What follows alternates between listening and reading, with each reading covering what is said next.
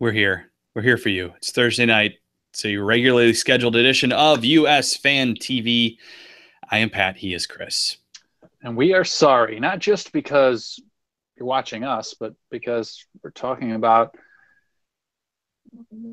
possibly the worst team to possibly make this next World Cup. You know, funny you're wearing an Arsenal shirt there because as if the complete lack of defense and the complete inability to break down 10 men behind the ball weren't enough to make me feel like we were watching Arsenal all weekend. We're also in fourth place. So hooray for that. The similarities. Arsenal was nice enough to vacate it. The U.S. just decided to swoop right in and take it. I hadn't even considered that. That's amazing. Yeah, it was. It feels like kind of a. I don't know. Like it. We got the point. We're supposed to be happy about that, and I guess we are. Yeah. We got the point, and you think about what happens with 48 hours to reflect on that. If we don't get the point, the odds are we don't make the World Cup, or at the best case, we're in the Asian playoff against Syria or Australia. We did get the point because of big goal Bobby Wood, which means now we at least control our own destiny, but it's pretty sad at this point to be hanging on by the skin of our teeth, playing poorly. I guess the bright spots are we control our own destiny and we're playing Panama and Trinidad and Tobago. But I mean, we drew with Panama in Nashville 2 months ago, albeit not a full U.S. squad there. Still a very poor draw there. And we don't do well on the road at all. Yeah. And so even though it's TNT, it's on the road. So we're at home right now. Yeah. Another thing that's, I guess we got that go for us, which is nice. Another thing that is, I guess, good, but again, it's like you're in the bottom of the garbage can and it doesn't stink that bad. Good is that if we do have to go to the playoff with the Asian side, our home game is first. So presumably, if it's Australia, they have to fly here. And then we both have to fly back. So it's less travel for us, more travel for them. I hope it doesn't get to that point, but I think it will, honestly. Unless stuff really gets turned around in the next few weeks, maybe we get 2 points out of the next two. I have trouble. I mean, I look at it, and when I was looking at the games for October 6th, you would think all the home teams there should win. Mexico, Costa Rica, and the U.S. are all at home that night. You'd think all of us should win. What we're playing like the way we're playing right now, I can't trust it. I mean, on the one hand, I have trouble saying that, Panama's going to beat us. On the other, I have trouble saying that I can't be convinced that we will absolutely win that game. You could say, and we've said on previous shows, that when our backs are up against the wall, the U.S. tends to respond. Our back's been up against the wall for months, and we have not responded. Well, to be fair, we responded and then put our backs against the wall again, so hopefully we'll respond again. I mean, really, it's all going to come down to the Panama game. Yeah. I mean, effectively, while you can say that there's still the game in Trinidad will still be important, it will still have meaning this time. Technically, I mean, that's kind of a technicality. In reality, the real game that means something is the Panama game, because if you look at the schedule remaining for Honduras, they have to play Costa Rica and Mexico. Now, granted, they are playing Mexico at home in the last game, and Mexico has already qualified anyway. And anyone looking for a Sanzuzi type favor from them, I'm not counting on it. I am not one of those people. So I could see them kind of rolling over and letting Honduras have this. So the game does still have meaning. Having said that, really, we're playing for third place here. Fourth place is all but ours already. Honduras has to keep pace with us and then make up the goal differential. Yeah, that 6-0 win was pretty awesome at this point. I'm really nice to have at this point. Yeah, I mean they are a -7 and we are a +1. Think about that. We're tied in on points with a team that has a -7 goal differential. Like that's how poorly we've played, that we are on par with them. Well, That's how just six of those are us. So six of those are from us, but still, uh, and well, and when you think about it, uh, seven, no, 9 of our goals against have come from Mexico and Costa Rica. So, but yeah, I mean, it's really going to come down to if we beat Panama, we put ourselves into position to to truly control our own destiny. I mean, from there, third place, Panama we have to lose at TNT, and Panama has to win in their final game against Costa Rica, which they have at home as well. But and again, Costa Rica, has qualified, but I have trouble believing that Panama can beat Costa Rica right now. I don't have trouble believing that Panama can beat us right now. Which is, it's just insane that we're at this point. But I mean, I've heard it argued that it's everything from, people looking at the positives in it, that this is a wake up call to, even somebody argued that missing a World Cup in our last show in the comments, somebody argued that missing the World Cup could long-term benefit us because it would force us to put some of the changes in effect that we know we need to do and we haven't done. I don't want to find out. Very long-term, sure. Yeah, exactly. Very long-term, sure. But for the next 20 years, I think it could have a 20-year effect. It would be really damaging on the broader program. For all the fans we draw in all these new fans every cycle, you're going to miss one. Yep. And I think that's catastrophic. So, we've seen a lot of people talk about the fact, maybe I'm getting ahead of myself.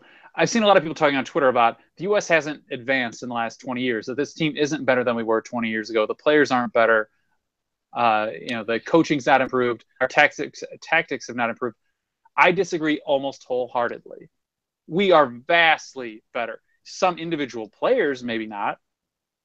There were some guys in that, mid to late 90s teams that were talented enough to play on this team.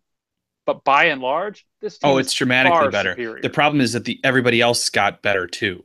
And we've improved, but everybody else has too. So it doesn't, we've kept pace at best. Well, and the other thing is, I mean, the one thing that those teams had was greater heart. Like they understood that they weren't as good, but they were willing to try harder than anyone. We've lost a little bit of that. We don't go out there with this idea that we don't go out with kind of a chip on our shoulders. We go out now respecting the fact that we're the better team and we know it in almost every instance. And I think that's part of why you didn't see a lot of desire to kind of overcome Honduras or Costa Rica even. There didn't seem to be a lot of urgency until the end maybe of both games when, and maybe not even against Costa Rica, but certainly against Honduras, there seemed to be urgency, but not until the very end. And I think it's that we kind of looked at, fine, they got a goal, but come on, we'll get this back. And we sort of played like it. And on the one hand, we're attempting to play, quote unquote, real football. We are attempting to kind of play the ball on the ground, not as many long balls over the top. But our execution has been shit. Yeah, and we looked more dangerous when we started firing long balls in both games. Yeah. So, when we became the counterattacking team, kind of, or the just trying to use our speed team, just trying to use our athleticism, we had a chance. And on the one hand, we want to see that change. We want to see that improvement. We don't want to just be playing we don't want to be playing minnows and treating them like we have to play against Argentina. But we're clearly still not ready to play with minnows as though we are a true professional team, as though we are just leagues better than them. And that's shown through. We need to recognize Jack, who is watching us in England because he wanted to stay up and watch the Patriots. Jack, welcome. You don't get to see us live very much, so we're glad you're here. Dark and early. It's I wonder though. Jack says he's a Jets fan, but he seems to really like the Patriots. I'm sorry, don't like the Patriots. I've always No one wondered should what's like going the on there. Patriots. No one should like the Patriots. Yeah, Mean Machine. I gotta say, I think it's time to move on from DeMarcus and Zusi as well. Other than, I mean, part of me in kind of my love for DeMarcus says I'd like to see him get that last World Cup. Having said that, I don't want him on the field. Now, I don't know. I was about to say I want him out there more than I want Graham Zusi, but I don't know if I'm willing to say that either. Like I just kind of don't want either one of them. Neither one can truly keep up with the game anymore. Yeah, it's one of the things I kept hearing, whether it would be Sandra in Germany or some of the commenters from Central America.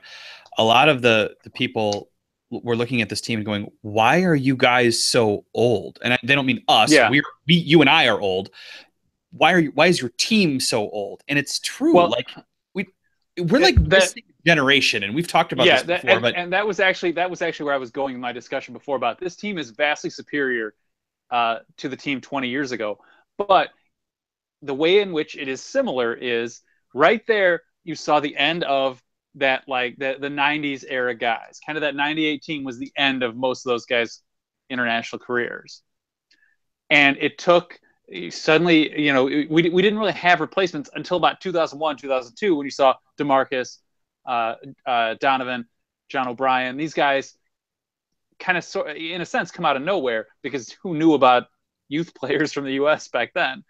But the problem has become, and this is where I think people say this team has not advanced, is that there's not been we have kind of missed a generation. I mean, really, it's like Josie and Bradley are the only two guys who aren't 19 or 35, basically. Right. You can say Cameron. I mean, it's not entirely true, but by and large, we didn't get that gap between like the Donovans, the end of that kind of Donovan Beasley era, and the start of the Pulisic era. We didn't have a gap in there. So we still have guys like Deuce out there who, hey, I can't fault the guy.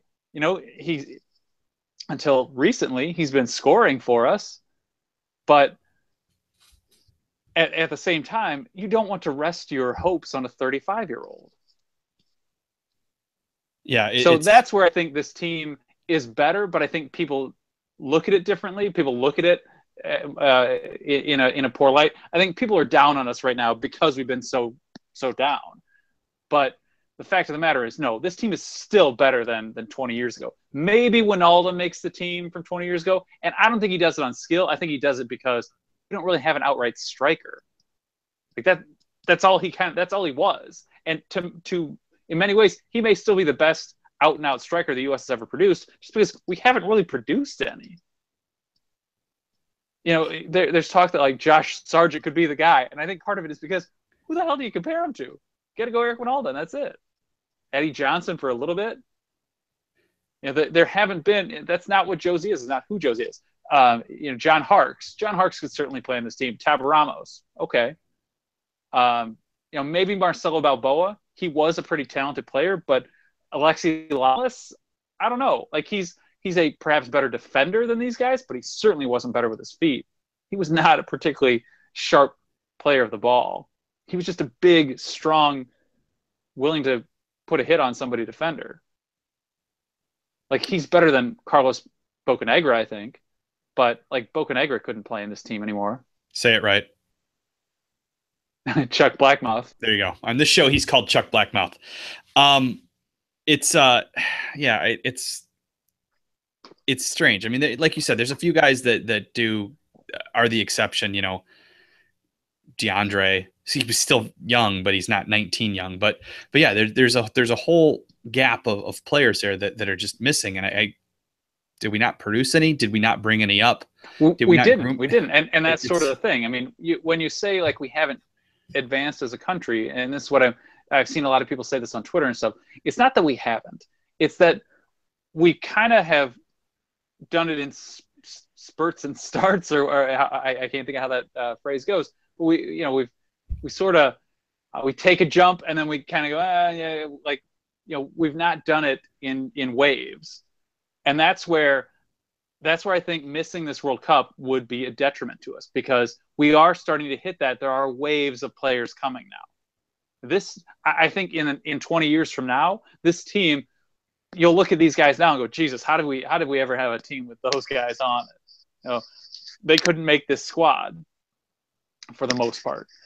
But I think if we miss this World Cup, I think you run the risk of there's going to be a 5 to 8 year gap of players who maybe don't take soccer as seriously because they don't pay attention to it at 13 or something, or 9 or whatever, because the team isn't on national TV again. Our guy Prana brings up Cameron at right back, which leads me to this. Are we going to go 3 at the back, do you think, to start either of these final 2 games? I don't know.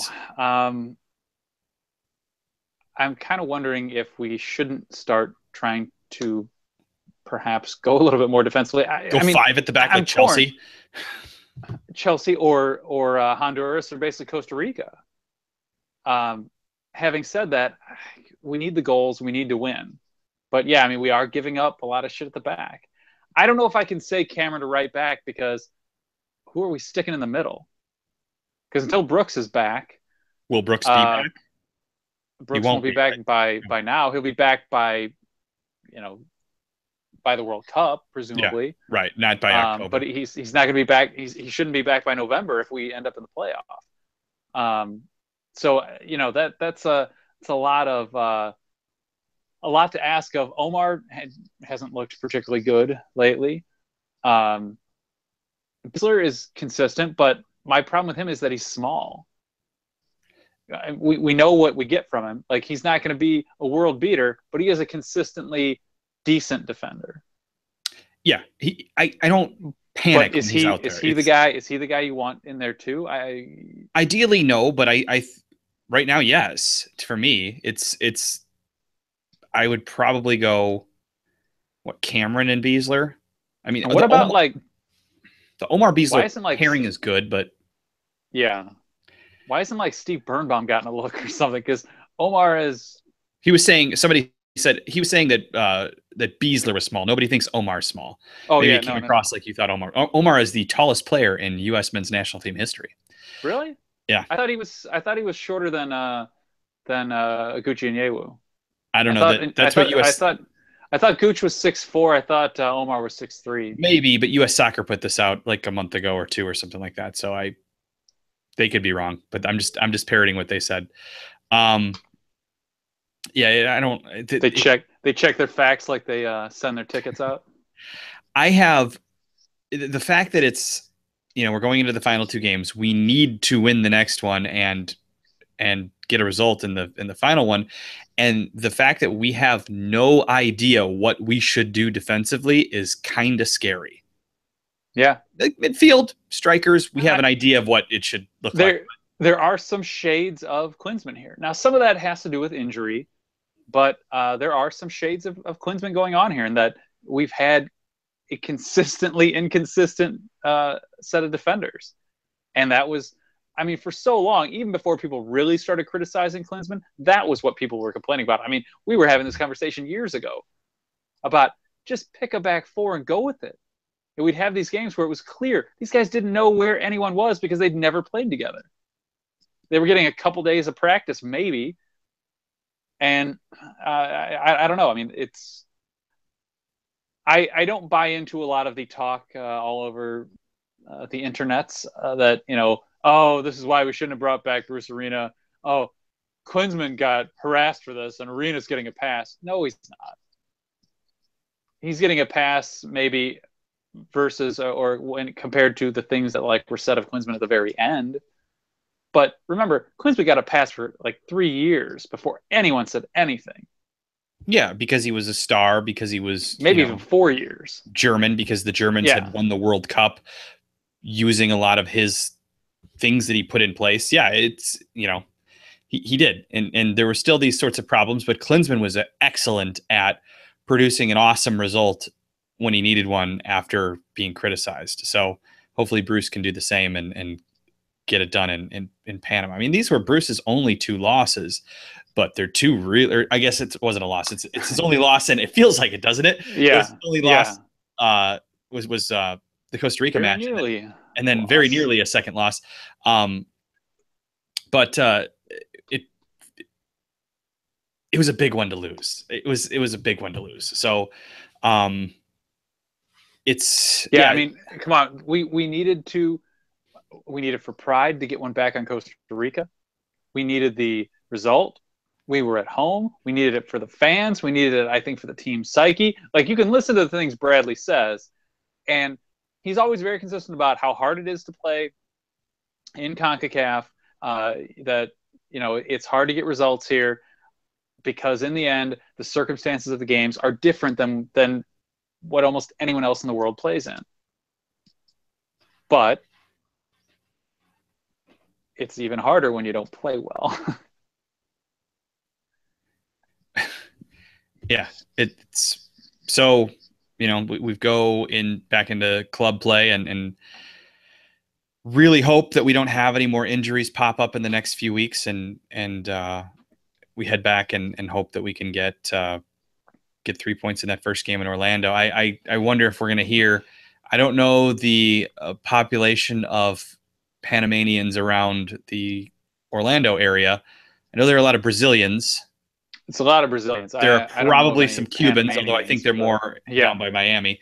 But I hope that we're not having another, this is the wrong venue choice. I think that will be a pretty good one. And realistically, you know, no matter what people say about the venue for the Costa Rica game, I don't think it was as bad as people are complaining. I think it would have been fine if the U.S. played better. Yeah, exactly. When the fans are demoralized and no one's cheering, yeah, the other team sounds better. I mean, come on. If we went into Mexico City and won 3-0, you'd start to hear the Americans cheer a hell of a lot louder too. Somebody was, I've heard people griping about AO in that game, and we can tell you from experience that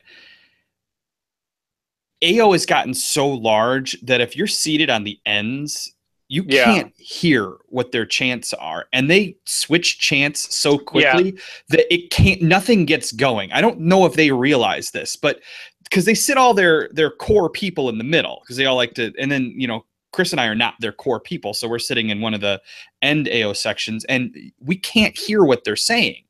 We can't hear we can hear the drum, but we have a hard time hearing even when we're close to it. And then I mean, we may not be, but like, we certainly have friends who are, you know, who are like some of the very core people. And, you know, usually we're somewhere close to those guys. But yeah, you know, it's hard to hear. And yeah, because they're always trying to add new chants and they change them up so quickly. It's like you do 2 verses. It's like a Catholic mass or something. You do 2 verses and you end it. So you can't, there's no chance to pick it up in the rest of the crowd. So many of them have too many words too. It's like, stop trying to be tricky about it. The other thing too is that if the chant starts organically on one of, everybody can pick it up. Yeah, if the chant starts organically on one of the sides, the people in the middle will kill it with the drum and with their own chant. And when you have 2 chants going, people just give up. And when the team's playing poorly on top of that, you lack energy to keep going. So I mean, there's well, I mean, the other part of being so big is that the hard, like, you know, you do get spread out then. Like, it's not just the hardcore people end up in one section, and it's maybe the slightly less hard people are, you know, the sections board of that, and then the fringe people are kind of on the fringes of that. It could be, you could be anywhere, because it's kind of a crapshoot where you end up with tickets. So, like, I think, say, like the first US-Mexico game we went to, which I almost pulled my ticket out of my box that I found it in the other day, just to show it up on the show tonight. That game, because it was such a smaller crowd, it was much more localized in terms of where everyone was and who was there. So you got the people who are going to scream the loudest all in one place. Now, you might have one person over there who's really loud, one person down there, one person up there, 4 people over there. And it kind of becomes a crapshoot again. And then, you have the drum somewhere in the middle that can screw everything up because nobody's paying any attention. Yeah, it's I You don't know. need It's much hard to more follow that. organic type cheers or more consistent cheers. So like you have 4 cheers and everyone knows you just do this one for the first 20 minutes. Or when the ball's in our half, you always do this one. Or the ball's in the other half, you always do that one. Like you need something there that builds a little more consistency and allows more people to understand. It can't be when we've traveled to like multiple games in a row too. It's different cheers at each stadium because people are trying to like put their stamp on it. It's like, just stop. Just be consistent. Just be universal, and everyone will pick it up. That's why USA has come back. USA. Like that stuff had died kind of when it was still Sam's Army because nobody there liked it. We all thought we needed something special, so we would do other things, but we did them longer and more consistently, and it didn't. That stuff didn't come up. Now it's like, if you really want to get the crowd into it, the rest of the stadium, just start doing USA because everyone can pick that one up. Everyone knows that one. You don't even have to be a soccer fan to know it.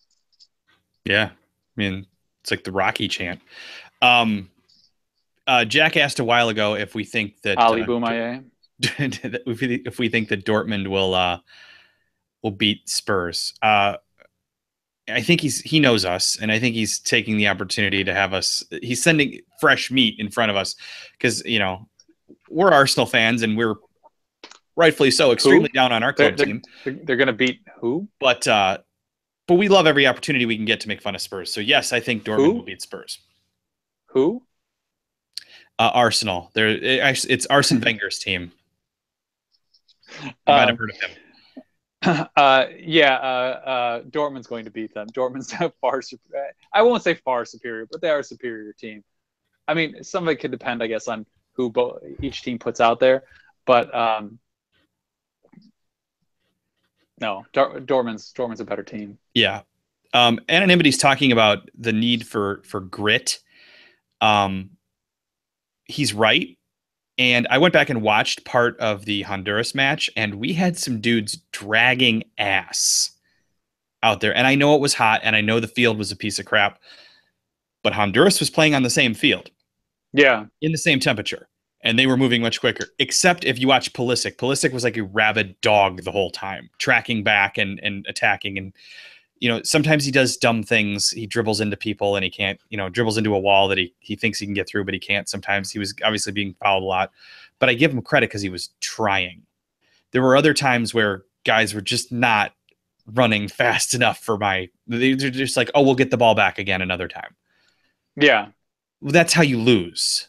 Like we have it's sort of like how we'll miss opportunities like in the 3rd minute and we get, too bad. And then we don't get another one for 60 minutes. You have to capitalize when you have it. You gotta go get the ball every time. You can't wait for it to come to you.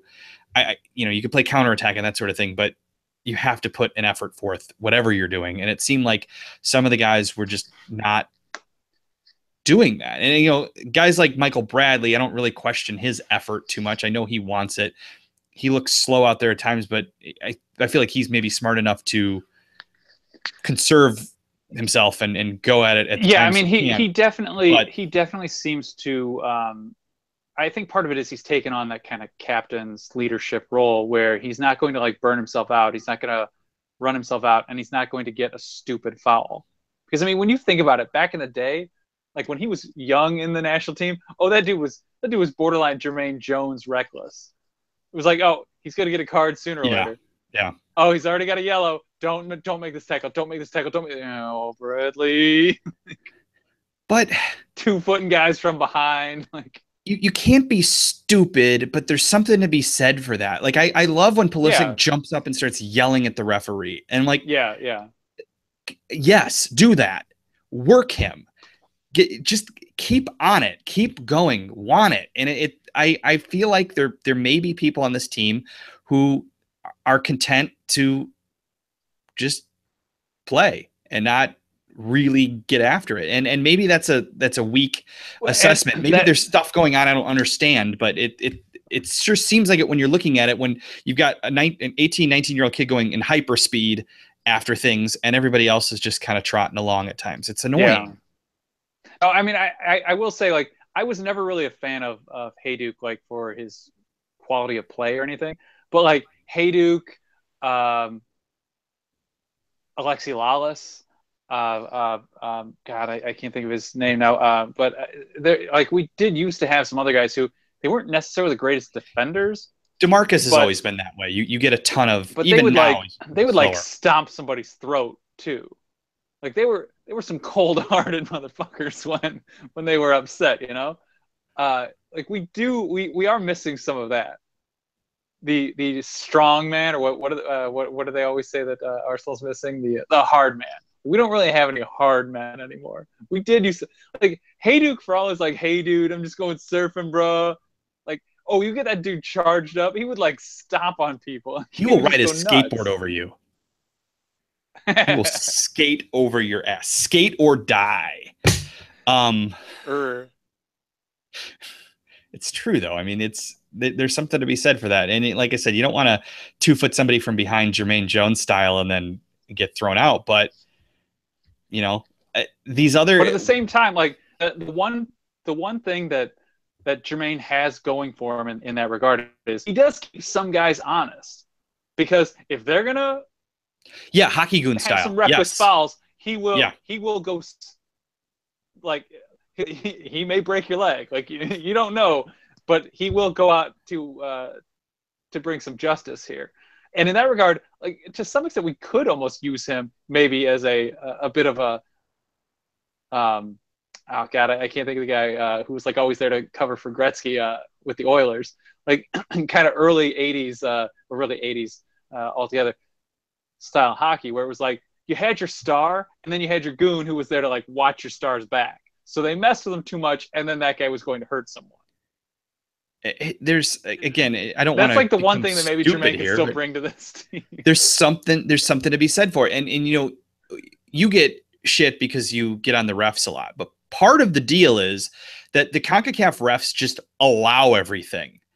And we don't do that. We don't step on people's ankles and stuff like that. We don't get the advantage of it. We get nothing but the punishment of it. Oh, absolutely. Yeah. Maybe we should. Maybe we should take a dive. I do think some of it is. It was Marty McSorley. Mean Machine's got the name. That's it. That's right. It. I was like, I could think of Marty, and for some reason I couldn't come up with McSorley while I was talking. I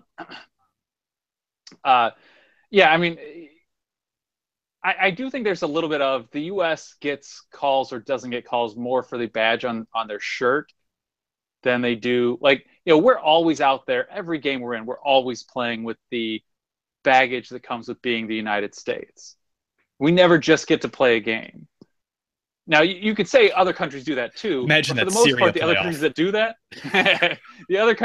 that, like it may work for them. Like Brazil is always playing with the baggage of being Brazil, but they get away with everything because of it. Because scored 2 goals on Brazil, they turn dirty as hell.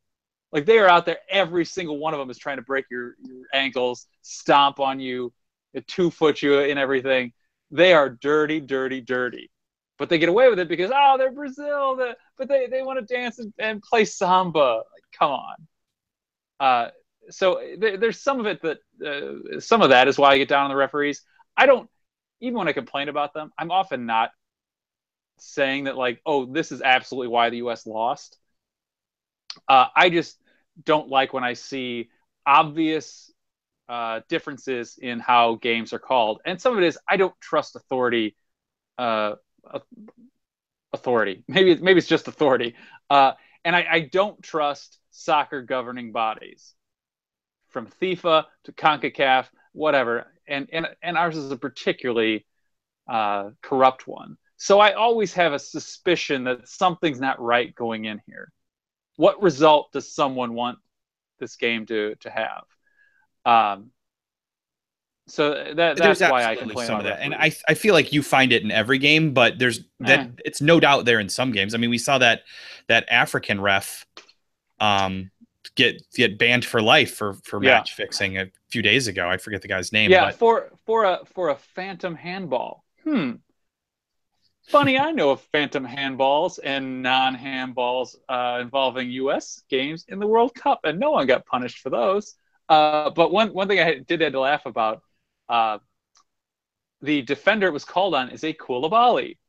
Who called the phantom foul on us to prevent us from beating, I think is it Slovenia or Slovakia in 2010? Koulibaly. That was Slovenia in 2010, I believe. Isn't that where our current first lady's from? I think that's right. Sure, I think that's right. I might be wrong. All right. I think we've done it. I think we've covered it. Lots of new people here tonight. I like it. And yeah, I think it was Alex mentioned a while ago. Is Leipzig not a part of this show anymore? Is he doing another show now?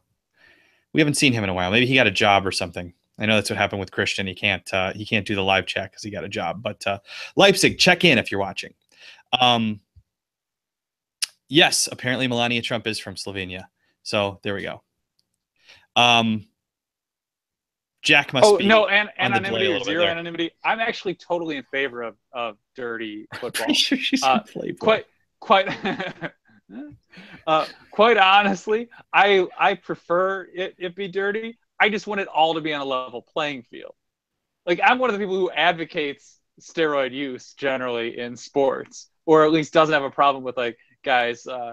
I don't call them cheaters just because they use steroids. So what? They all were anyway. My problem is when one team is allowed to do this, one team is not. That's when I get upset about it. I have no problem if everyone's out there trying to like stomp each other. Have at it. I like rough games. I always played kind of rough. All right. Well, Vinny Jones can be our next national team manager. All right. This is USFanTV. The website's USFanTV.com. We have Twitter, Facebook, and Instagram. They are all USFanTV. We don't like Snapchat. We're on Craigslist, but you have to know where to look. It's in a very special spot. And of course, we're on YouTube. You know that because you're watching this. Subscribe if you haven't, and tell all your friends, literally all of them, even the people you don't even talk to anymore, call them or Facebook them or whatever the hell you do, and tell them subscribe to USFanTV. Speaking of dirty soccer, I have one last point. I actually wrote a column for my college newspaper like 20 years ago about how the U.S. should start playing dirtier. Maybe I'll take a picture of it. I might have one. Maybe I'll post it up on our website so everyone can see it. I'm sure that's. I kind of stand by a lot of what I said there. I'm sure that's some anonymity. I say my name at the start of every show, but I kind of don't want you to know it. I kind of want you to just keep calling me Hat Guy. What I liked was somebody was complaining I can't remember who it was in one of our videos. I think it was the one from the other day, saying white hair guy with the white beard. No, he was the gringo with the gray beard. Gringo with the white hair and the white beard. It's like, dude, you can call me Gringo, I guess. But really, you got to call me out on the white hair, dick. All right. Do you have any final words? No. All right. I'll post it on Twitter. Anonymity. No, thanks, okay, everybody. You do know. You're done. Yeah, anonymity. I'm glad you do know. Keep calling me Hat Guy, though. I like that. That's all. Are we going to make the World Cup? I don't know. Hopefully, we'll see. Oh yeah. That's right. That was asked. Yes. Well, we'll at least make the playoff. I know a lot of people are more afraid of Syria than Australia right now. I'm kind of afraid of both teams maybe right now. I mean, I watched a little bit of Asian qualifying last week. I did see a lot of things that didn't look that great.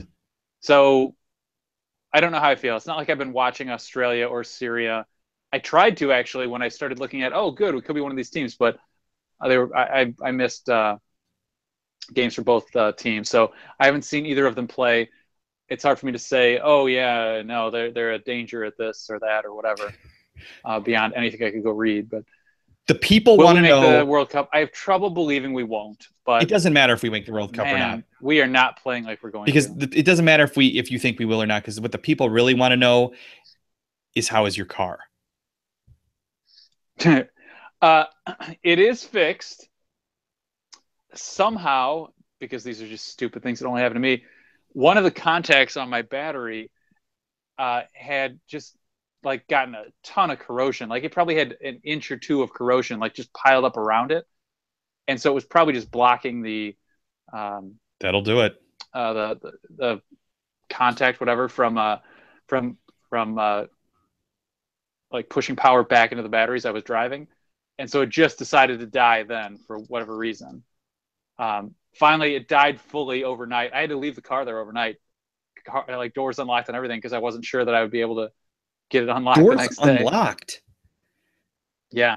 Well, I didn't think about it. I do carry inside my electric key fob. I do have a little key in there, but under the circumstances, I didn't think of it. So yeah, I like took as much as I could out of my car and carried it home in an Uber. But yeah, once I got everything cleaned off, it worked again. It was able to charge up. Everything seems fine now. Zach says this is the stoppage time of the show. It really is. It really is. You know, if we're going to talk car batteries, last time I did my car battery, or maybe 2 times ago, the guy sold me a little brush and a little spray for the nodes. Works like a charm. It keeps them clean. And yeah, that's what we did. The way to go. It's the way to go. All right. Now that we've got that cleared up, yes, I think we'll make the World Cup, but it won't be pretty. Thanks for joining us. You are done. See you guys.